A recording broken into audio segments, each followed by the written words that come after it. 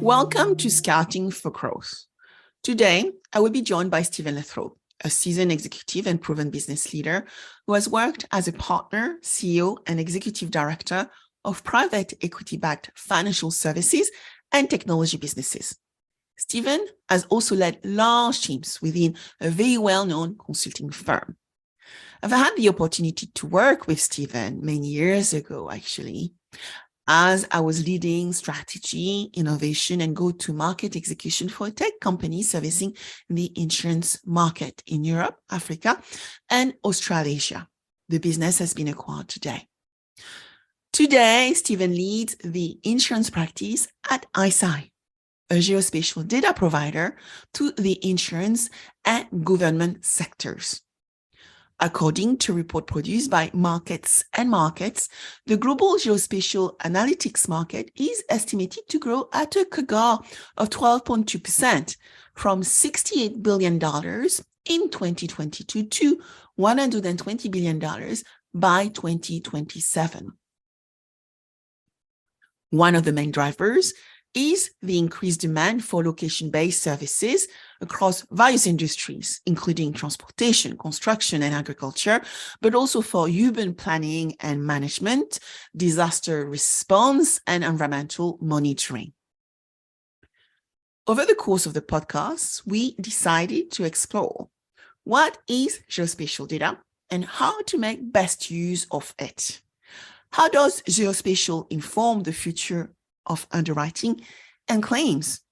We will deep dive into examples as to where geospatial data is best used, and Steve is going to give us some examples from ICEYE.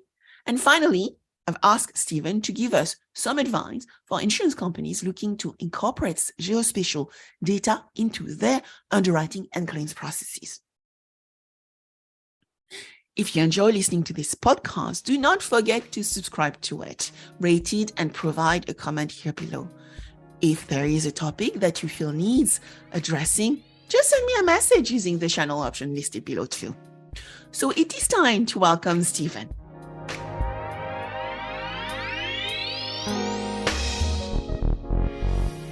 Hi, Steve. Thank you very much for being with me on Scouting for Growth. Hi, Sabine. It's an absolute pleasure. It's great to speak to you again.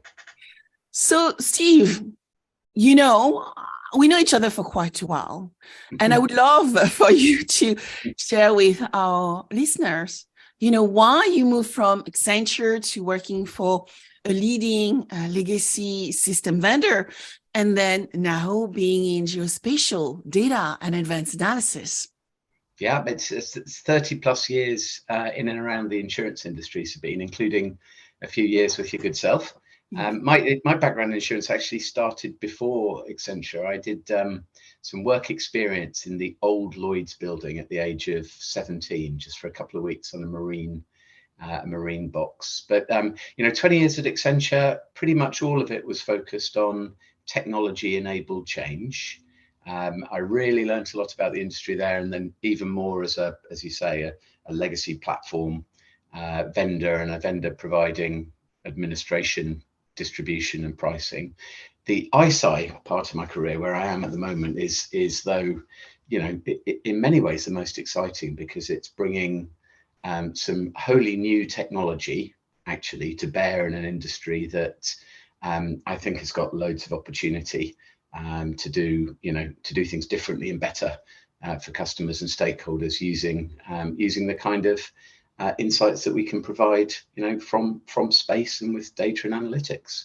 So that's my story to date, Sabine.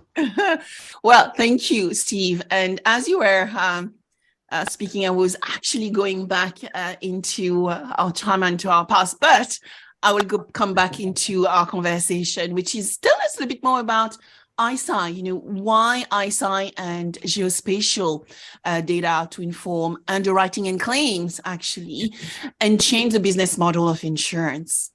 Yes, sure. I mean, ICEYE, the name ICEYE comes from the early years of the company these developments.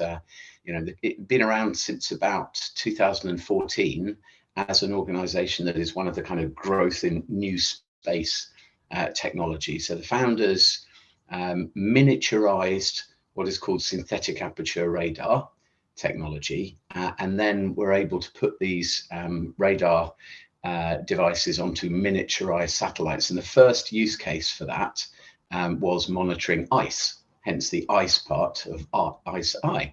And they monitored ice flows in the northern seas for planning of freight and so on. What ICEYE does today is builds and operates its own constellation of radar-enabled satellites. And for insurance, we use those to do a few different things. We can observe hazard and damage related to natural catastrophe. And that's a big focus of what we do today. And we can also monitor assets on the ground. So the satellites can take images on a relatively high frequency, a number of times a day, persistently from exactly the same spot. So we can measure very small movements in vehicles or buildings or the surface of the earth or whatever. The majority of what we're doing in insurance and with government at the moment is around natural catastrophe. A lot of it about response and about near-term preparation for events that look like they're about to happen.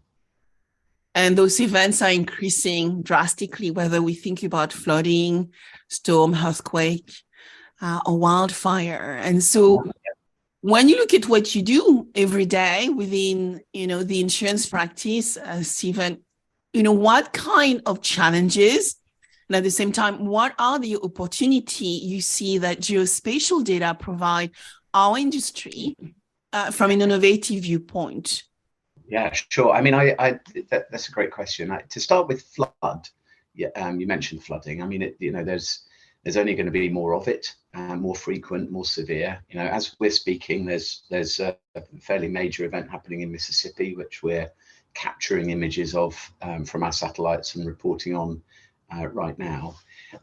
The opportunities around catastrophe events like that for insurers are really significant, because what we can do with the new technology is provide a much more rapid insight into where the water is and where the high water mark has been very, very quickly within an event. So we provide our customers with an initial view of where the water is within a few hours.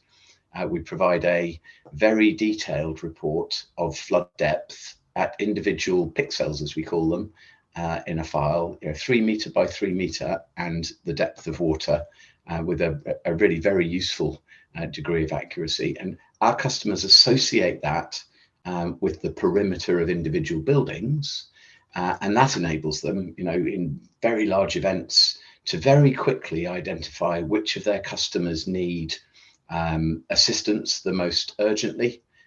How much water is likely to be around a property that might lead to how much damage. So to consider, where to allocate resources on the ground. The kind of data that we provide is used to size the overall cost of an event and the individual potential damage costs associated with individual buildings.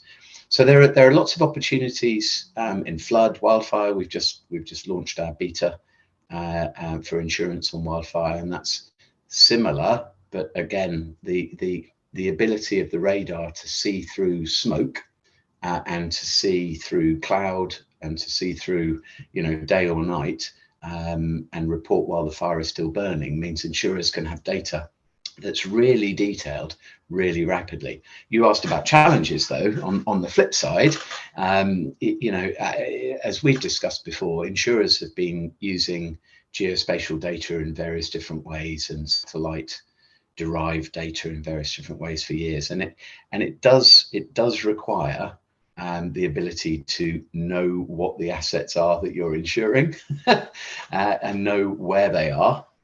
If you're going to try and associate the kind of data I've described with the things you insure. So one of the very common challenges that we have to work through with our customers is to say, do you really know where the properties that you're insuring are?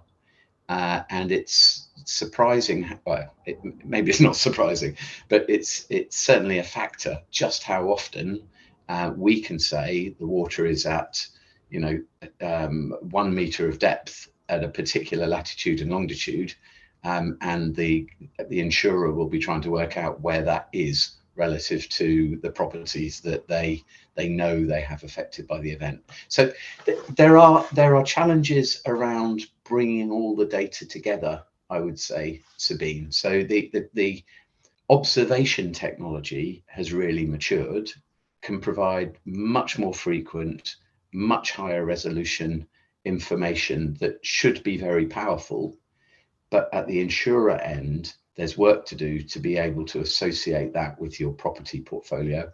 But then there's a lot of innovation going on. Insurers are getting smart at this sort of stuff. So while there have been some challenges, I would say there's a lot of evidence that insurers can overcome them. Yes. So you see, Stephen, one of the interesting questions that often come to me is, how do we solve for accuracy and quality of data? And often insurers think that this can be solved by geospatial data. So what you are saying is it's not just about the geospatial data.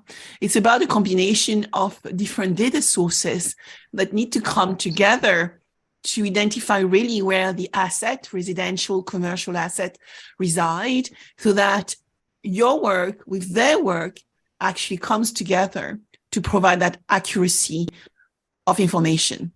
Yeah, no, absolutely. And I should stress your theme there of bringing the data together is absolutely right. But even in the information we provide to insurers for flood, for example, we don't use just one data source in order to report on where the water has been in an event or is in an event. We have the unique asset of that constellation of satellites, so we can take way more what is called SAR imagery, way more of that radar imagery over an event than has ever been really possible before, because we've got the biggest constellation. So we're over the event more frequently. But that in and of itself is not enough to really understand what's going on. We have to combine where we observe the water from the satellites with a digital terrain model that says where is the ground underneath the water, so that you can kind of use the two pieces of information to derive a depth. We also use flood and river gauges. We use images that we capture from various media, which we then geolocate and look at the images and decide how deep the water appears to be. And we kind of triangulate that with our other data in order to really curate the reporting of the flood. So it's not simply one source. It's a fairly significant data aggregation, integration, and analysis effort that we have to do very quickly, even before we then work with our customers to tie it to their properties. And then they go on, of course, to bring in other information, like what was the structure of the property at that location with that water? Was it on a concrete pad, or was it on stilts in some parts of the world, or was it at a standard interior floor depth above the ground, like you have in Japan, 45 centimeters, or what? And all of that information needs to come together really rapidly when an event happens.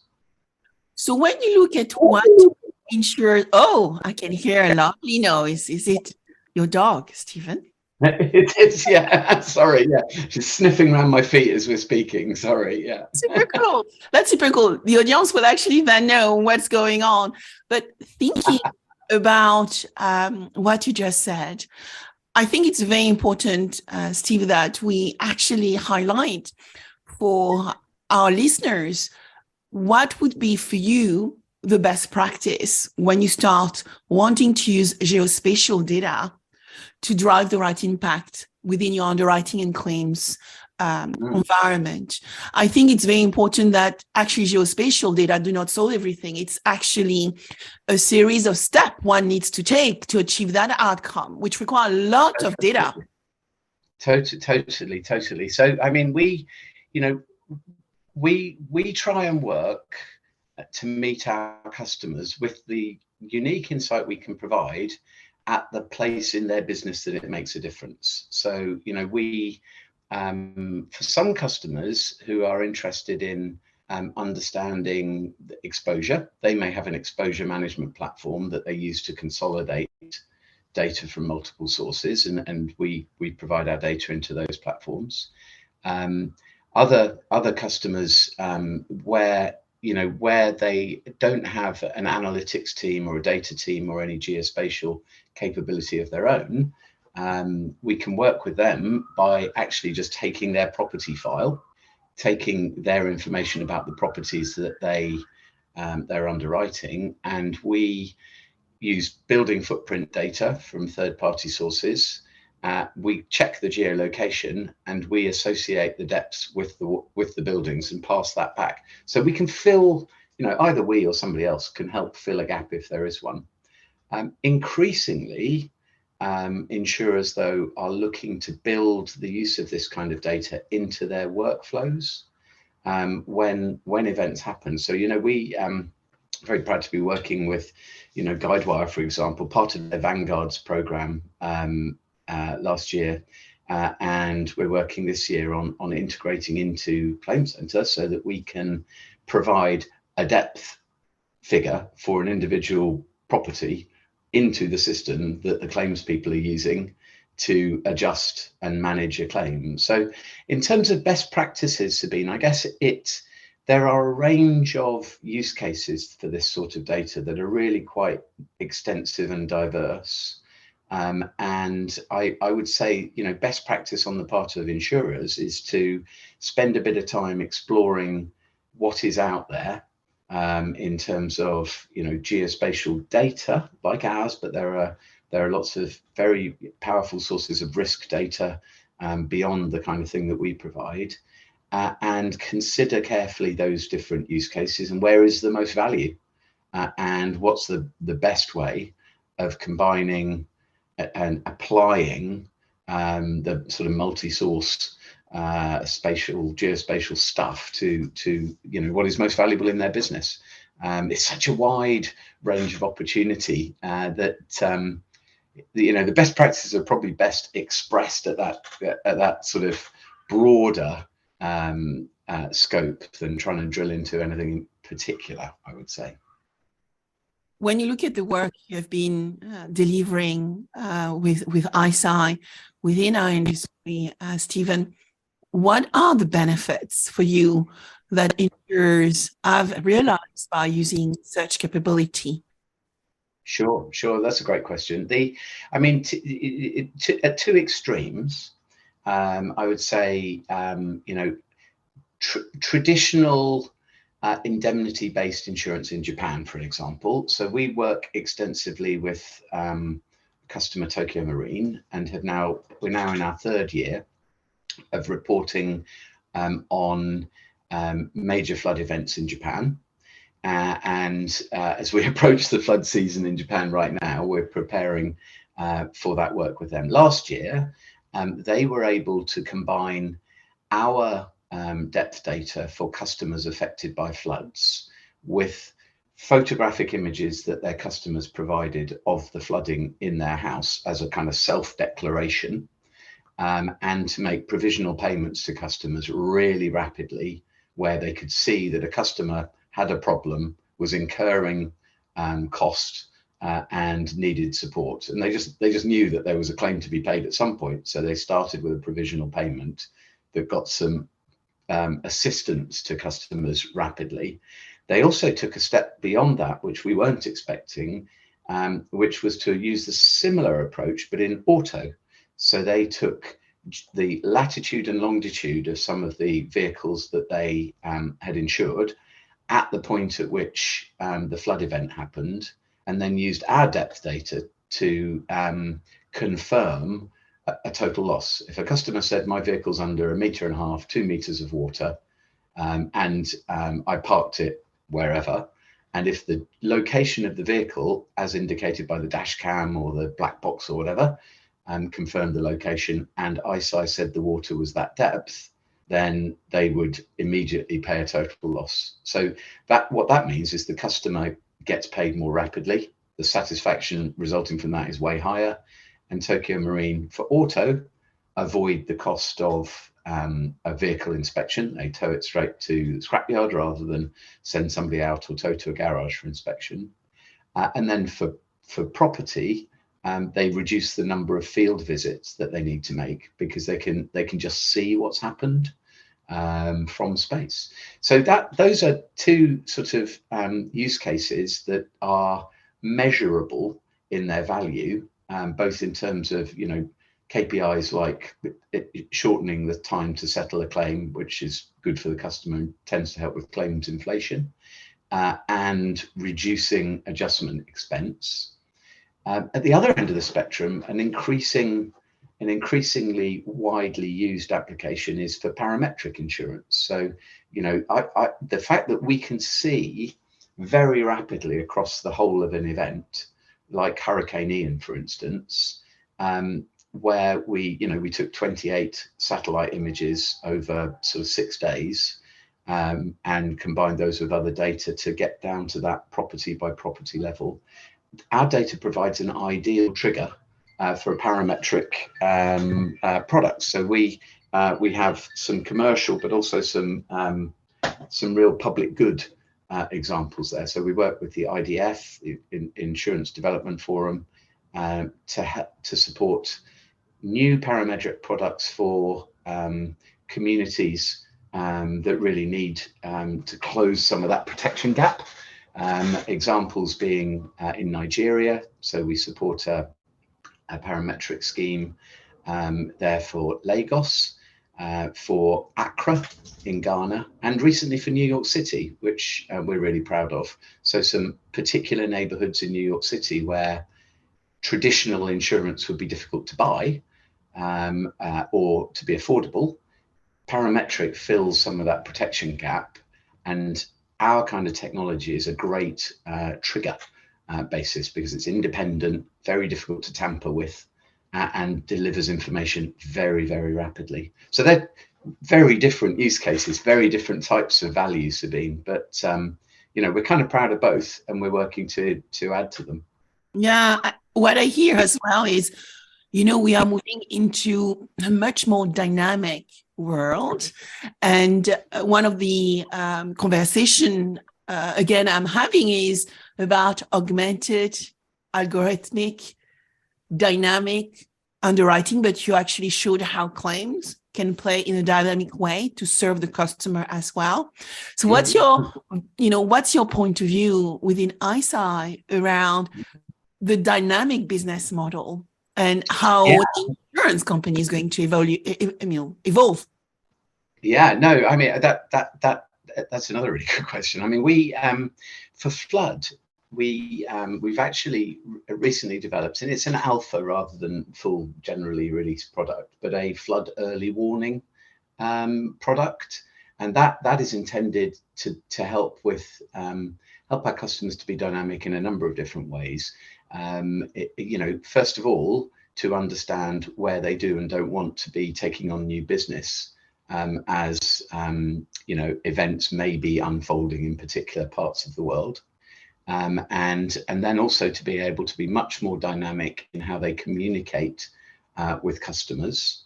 We have a number of customers in the UK, in Australia, in a number of countries who are using our data to proactively communicate with customers, you know, before they have been affected by an event, and also, you know, before they've notified a claim or whatever. So there are near-term, sort of 2 to 3 days ahead of an event, opportunities that are about being very agile in risk selection and pricing, also in customer communication, And those that's an example from flood. With wildfire, the agility there is about sort of being able to respond really rapidly, which doesn't sound quite so sort of proactive, because it's still response. But the fact that we can see which buildings have been destroyed well before anybody can get anywhere near them because the fire is still burning. So with that example, we monitor wildfire events as they develop, and as soon as they look like they're going to be threatening to properties or communities, then that's when we start to take some action to really monitor them in more detail and start to report. And we can do that well before you can fly over with either an aircraft or a drone. And even if you could fly over, you wouldn't be able to see anything because of the smoke, whereas the radar signals pierce straight through. So those are examples of agility.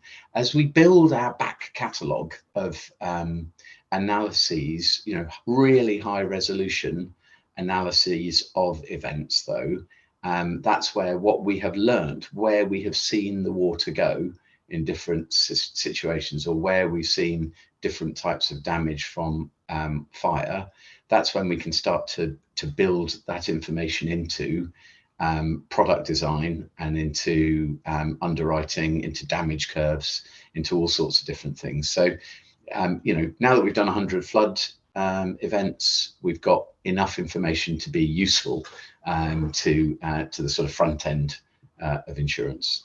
Impressive number, 100 flood. How many wildfire? Wildfire is in the tens now. So we've done 18 months of feasibility work in the US. We have customers under subscription now where we are, as a beta product, reporting on events that happen in the US now.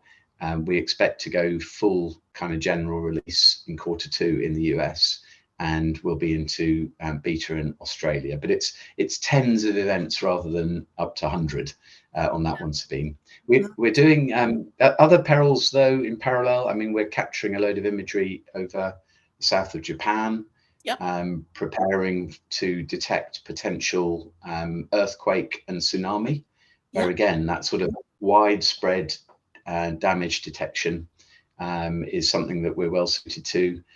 We did some really interesting analysis of the tornado that ripped across Mississippi in March.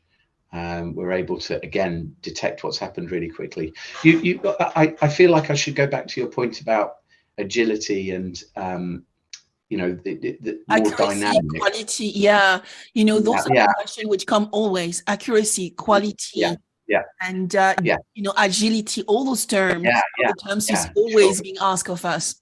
Sure, and I think the agility, the quality question probably comes from the industry's experience of when we're talking about observation of things like flood.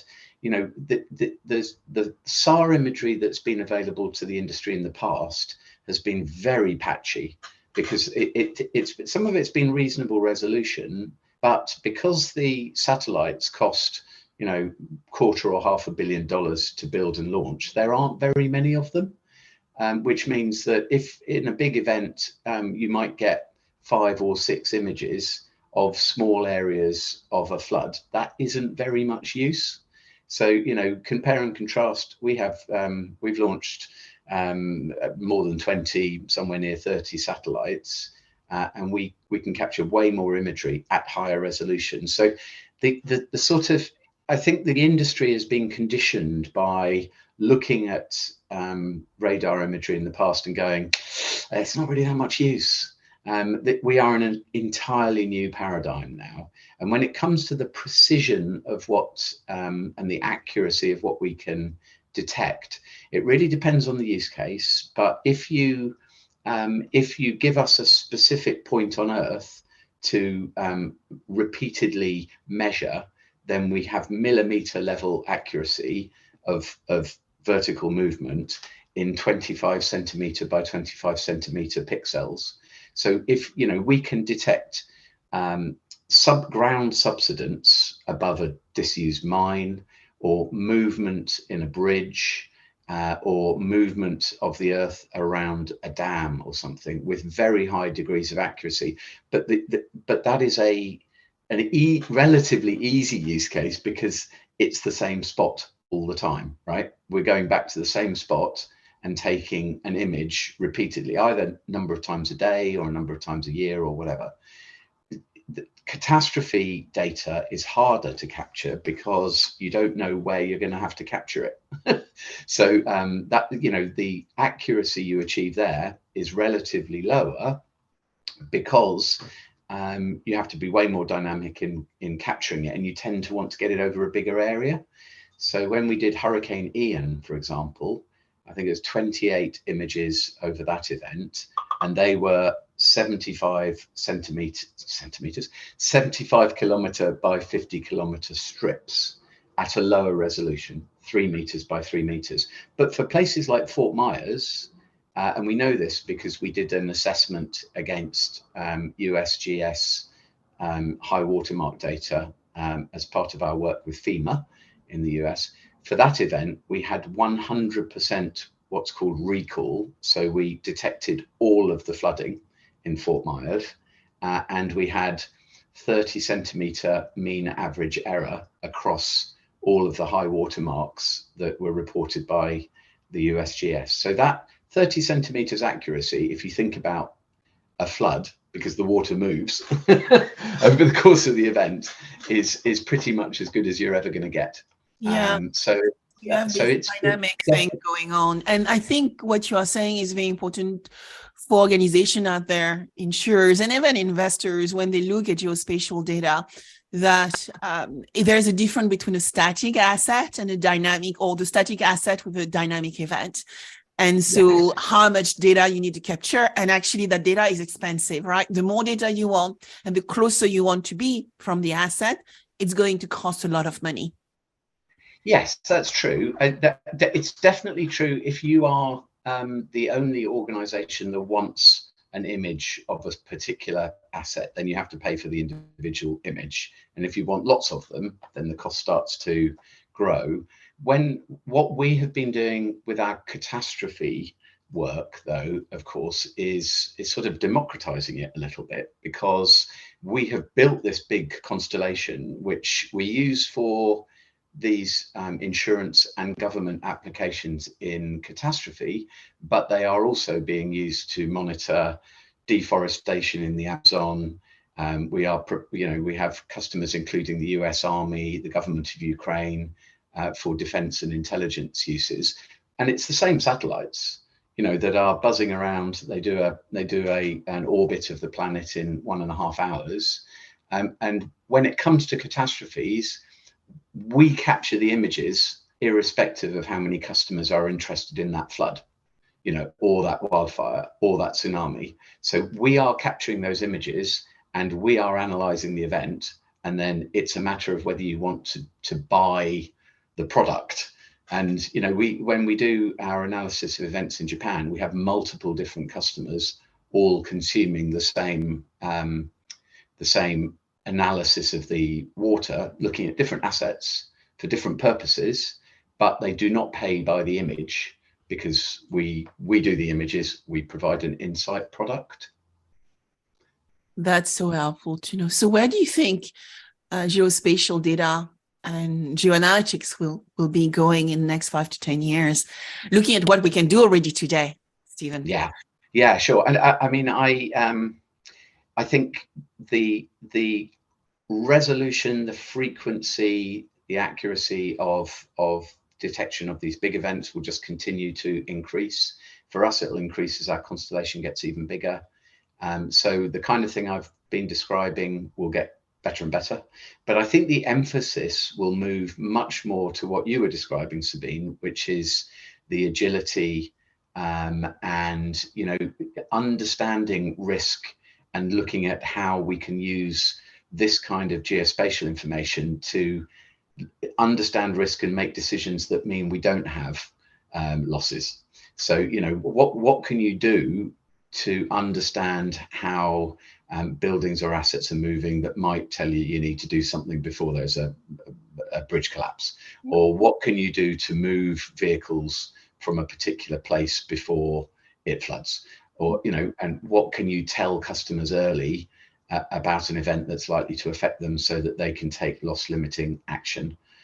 So I think that this kind of data, this kind of geospatial technique will become increasingly sophisticated in enabling the planet to manage risk more effectively, as well as respond to events. And that's definitely how our emphasis is moving within ICEYE. So, for insurers, I think it's a very exciting time to be looking around and thinking about how to use this stuff, recognizing, as you highlighted, there are challenges in consuming and applying geospatial data, and lots have tried and many have had problems in the past. What I would say is we and some other providers are trying to, it's an old phrase, but trying to, provide solutions and not just data, right? So we're trying to help with the application.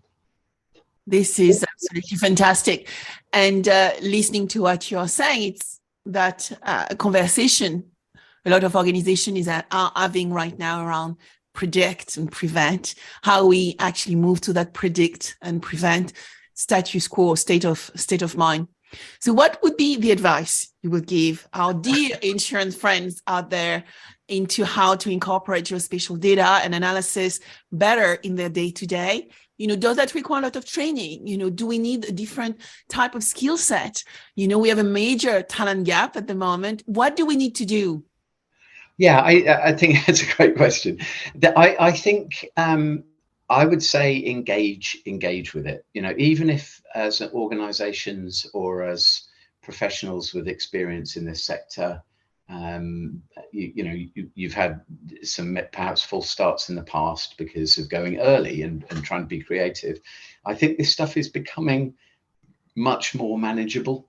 And there are tools out there, geospatial tools, that are becoming much more widely used for exposure management and for understanding portfolio risk, and they are capable of consuming data and making it understandable and visible. So I do think you do need within the insurer some geospatial savvy and some data savvy. So you can't get away from the fact that you do need people who understand this stuff.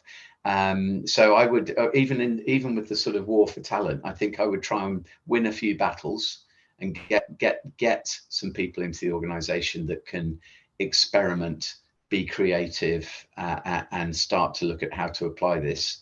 The only other thing I would say is just, the data is only useful when it hits the coalface of business process.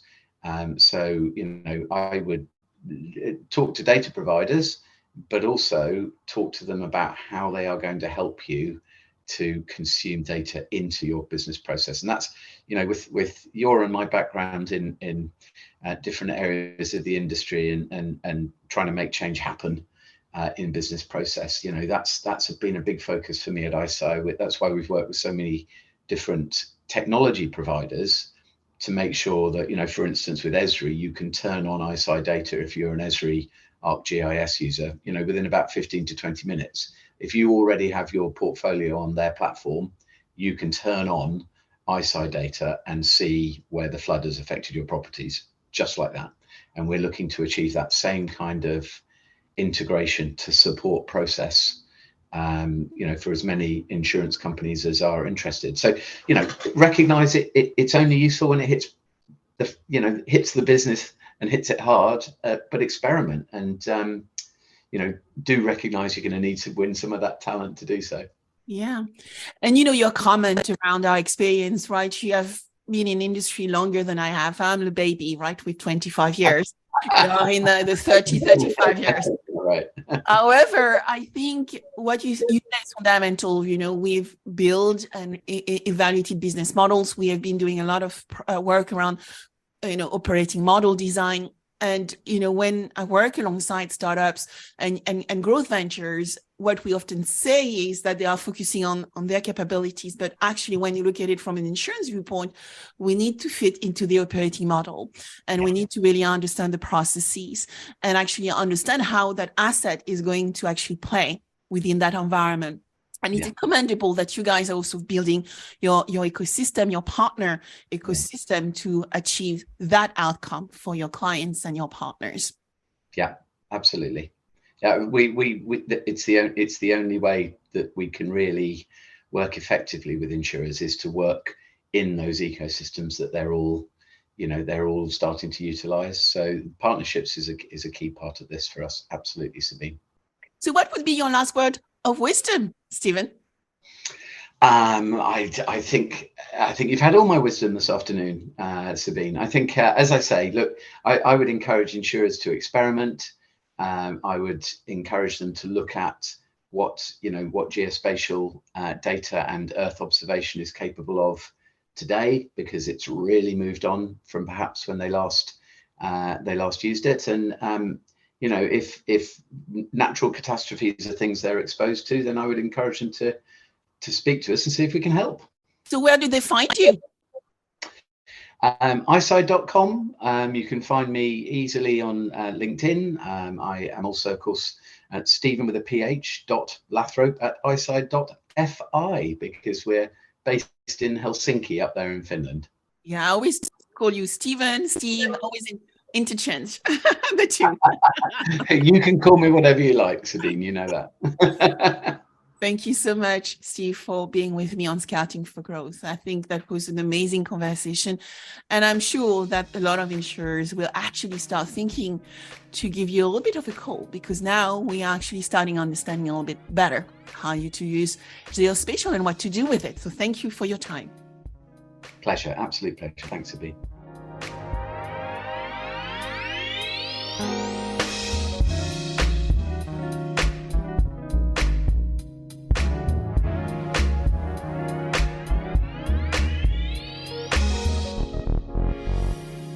If you like this podcast, subscribe now, share with your friends, and if you enjoyed it, please give it a 5-star review.